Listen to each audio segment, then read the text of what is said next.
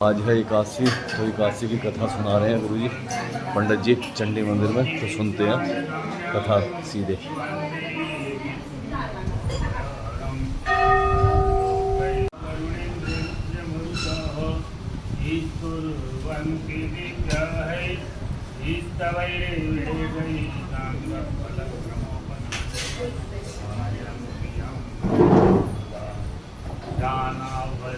तद्गतेन मनसां पश्यन्ति योगिनः यशान्तं न विदुराजगणा देवाय तस्मै बोले वृंदावन बिहारी लाल की जय। वैशाख शुक्ल पक्षे तो नामय एकादशी वै फलं को जनार्दन। युधिष्ठिर जी बोले कि जनार्दन, वैशाख है शुक्ल पक्ष की एकादशी का नाम क्या है और इस एकादशी को करने का फल क्या मिलता है? इस एकादशी की विधि क्या है?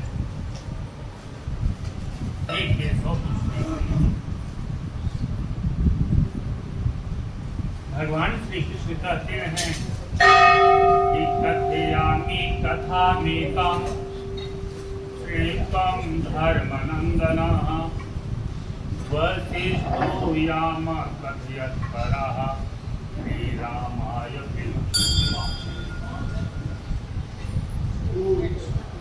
एक समय की बात है, पहले रामचंद्र जी के पूछने पर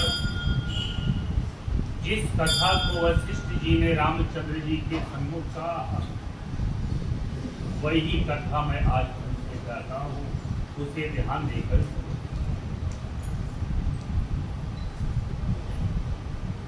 रामचंद्र जी कहते हैं, भगवत श्रोतुमीक्षामि व्रतानामुत्तमं व्रतं सर्वपापक्षयकरं सर्वदुःखनिकृन्तनम्।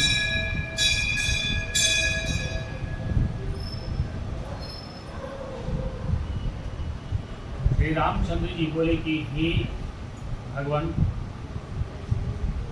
सब पाप और दुखों को दूर करने वाले सब व्रतों में श्रेष्ठ व्रत को मैं सुनना चाहता हूँ।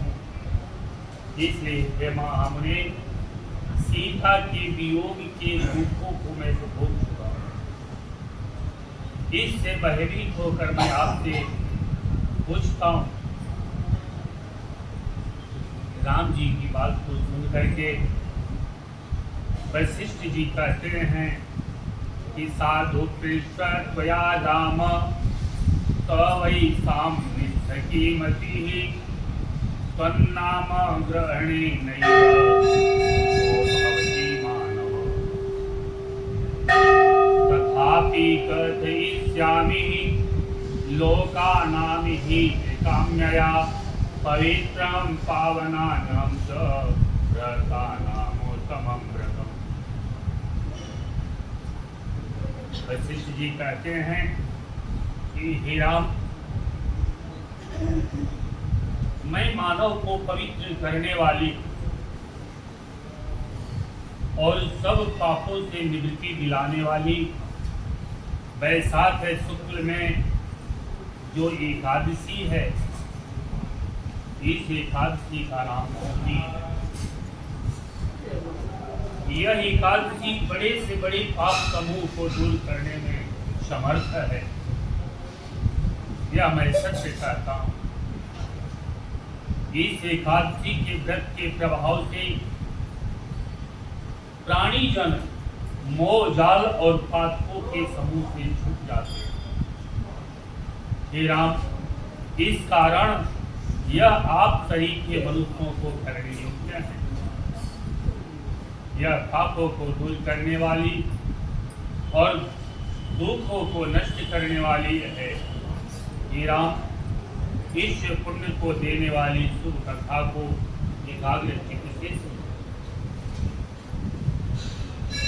जिसके श्रवण मात्र से ही बड़े से बड़े पाप नष्ट हो जाते हैं। एक समय की बात है, सरस्वती नदी के तट पर भद्रावती नाम की एक सुंदर पुरी है। उस पुरी में द्योतिमान नाम का राजा राज्य करता था।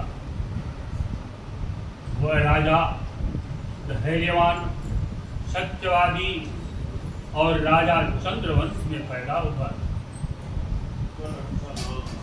उस पुरी में धन धान्य से युक्त समृद्धशाली राजा राज्य करता था। वह पुण्य कर्म का महत्व रखता था। पुण्य कर्म रखने वाले कंकाल नाम के नाम से वह प्रसिद्ध। वह राजा गर्मियों में प्याऊ लगवाया करता था। यज्ञशाला, तालाब, बगीचा आदि को बनवाता था। शांत स्वरूप और भगवान के भक्त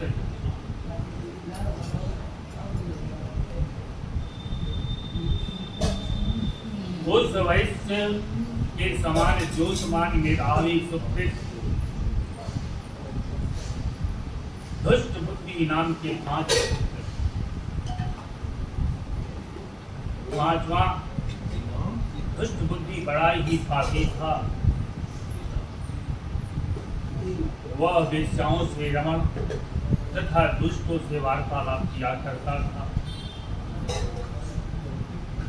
वह जुआ आदि का व्यसन हो गया था। पराई स्नेह से गमन करता था। देवता, अतिथि, वृद्ध, पितर और ब्राह्मणों आदि का पूजन नहीं करता था, इसे नहीं मानता। वह अनन्यायी और दुष्ट था। अपने पिता को, धन को, ये सब निंदनीय कार्य में नष्ट किया करता था। और जो भोजन ग्रहण करने योग्य नहीं है, ऐसे अभक्ष्य वस्तुओं का वह खाता था। वह पापी सदा मदिरा पान करता था। उसके पिता ने उसको वेश्या के गले में पूजा डालकर घूमते हुए देखा तो उसे घर से निकाल दिया और बांधवों ने भी उसको तिरस्कार कर दिया, अलग कर दिया। उसने अपने शरीर के आभूषण भी बेच दिए। धन के नष्ट होने से वेश्याओं ने भी निंदा करने लगे और वेश्याओं ने भी उसने त्याग दिया। वस्त्रहीन और भोग से व्याकुल होकर वह चिंता करने लगा कि मैं क्या करूं, कहाँ जाऊं और किस उपाय को करने से हमारी प्राणों की रक्षा हो। तत्कर्वन्तं समारब्धं तत्रैव नगरे पुनः गृहीतो राजपुरुषैर्यः मुक्तश्च कृत्यगौरवात्। तब उसने अपने प्राणों की रक्षा करने के लिए मन में योजना बनाया कि अब हमारे पास चोरी करने के अलावा और दूसरा कोई मार्ग नहीं। फिर उसने नगर में चोरी करना शुरू कर दिया। राजा की सिपाही उसको पकड़ लेते थे, लेकिन यह जानकर छोड़ दिया करते थे कि यह राजा का पुत्र। कई बार वह चोरी करते हुए पकड़ा गया और उसे छोड़ दिया गया। अंत में वह दुष्टचारी, दुष्ट बुद्धि मजबूत बेड़ियों से बांध दिया और कोड़ों की मार लगाकर उसको कई बार प्रताड़ित किया और उससे कहा कि हे मंदबुद्धे, तू मेरे देश में मत रह। ऐसा कर राजा ने उसकी बेड़ी कटवा दी। वह राजा के डर से गंभीर वन में चला। वहां भूख प्यास से पीड़ित होकर इधर उधर घूमने लगा। फिर सिंह की तरह मृग सूकर और चीतों को मारने लगा और वही भक्षण करने लगा। हाथ में धनुष बाण और पीठ पर कर्कश बांध कर मांसाहार करता हुआ वह वही वन में रहने लगा। वन में भी चरने वाले पशु पक्षी चकोर मोर कंक तीतर और मुस्कों को मारकर इनके अतिरिक्त और जीवों को भी वह वध करने लगा। वह निर्दयी बुद्धि पूर्व जन्म के पापों से पाप रूपी कीचड़ में फंसता चला। दुख सुख से युक्त होकर वह दिन रात चिंता करने लगा। कुछ पुण्य के उदय होने से वह कौंडिल्य ऋषि के आश्रम के समीप पहुंच गया।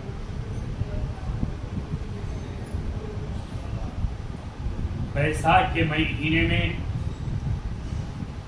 गंगा जी का स्नान किए हुए तपस्वी कौंडिल्य मुनि के पास शोक से पीड़ित धृष्ट बुद्धि गया और उनके वस्त्र से गिरी हुई जल की एक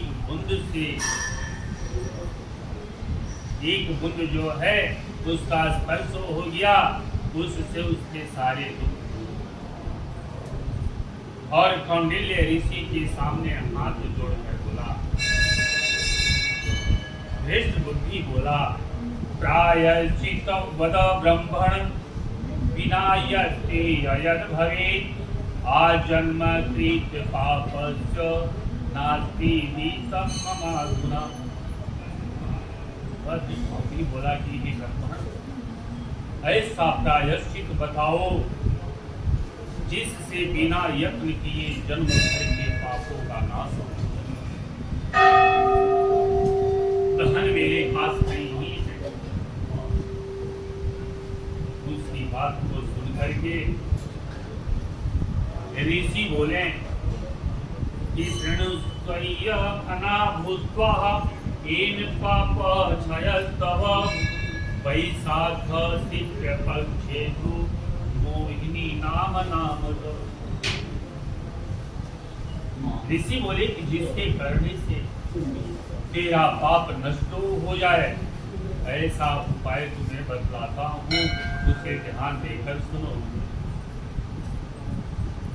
वैशाख शुक्ल पक्ष में जो मौनी नाम की एकादशी है, तो मेरे कहने से इस एकादशी का व्रत करना शुरू कर दो। यह एकादशी मनुष्यों के सुमेरु के समान भी अगर पाप हो तो यह एकादशी उसे भस्म कर देती है। इस मौनी का उपवास करने से अनेक जन्मों के उपार्जित पाप भी नष्ट होगा।